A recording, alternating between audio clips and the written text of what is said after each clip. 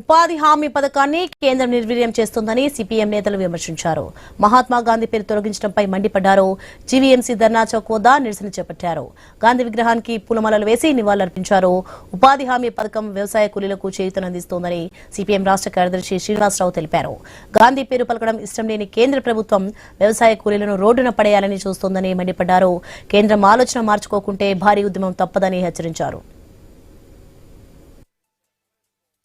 మహాత్మా గాంధీ పేరుతో ఉన్నటువంటి జాతీయ గ్రామీణ ఉపాధి హామీ పథకాన్ని ఆ పేరు ఎత్తేసి జీ రామ్జీ అనేటువంటి పేరుతోటి దాని ఊపిరి దాని ఉసురు ఈ ప్రభుత్వం తీసేసింది. పేరుతో పాటు గాంధీని హత్య చేయటం అంటే ఆ పేరు తీసేయటం అంటే మొత్తం జాతీయోద్యమ స్ఫూర్తిని దెబ్బకొట్టడం, ఈరోజు ప్రజల యొక్క ప్రజాస్వామ్య హక్కులను హరించటం, డిమాండ్ సృష్టించే పథకం కాస్త ఈరోజు డబ్బులుంటే పని కల్పిస్తాం లేకపోతే లేదు అనే ఒక పథకం కింద మార్చేసి క్రమంగా దీన్ని ఎత్తేయడానికి, దీన్ని ఊపిరి తీయటానికి ఈ ప్రభుత్వం సంకల్పించింది. పట్టణ ఉపాధి హామీ పథకం ప్రారంభించి దానికి వాళ్ళకి పేరు కావాలంటే ఆ పేరు పెట్టుకోమనండి. ఈ పథకాన్ని యథావిధిగా చట్ట ప్రకారం కొనసాగించాలి, మరింత బలపరచాలి. అందుకోసం రాబోయే రోజుల్లో వామపక్షాలు రేపు దేశవ్యాప్తంగా 22వ తేదీ పెద్ద ఎత్తున ఉద్యమించబోతున్నాం. గ్రామీణ పేదలందరూ ఈ పోరాటంలో పాల్గొని జయప్రదం చేయాలని చెప్పి విజ్ఞప్తి చేస్తున్నాను.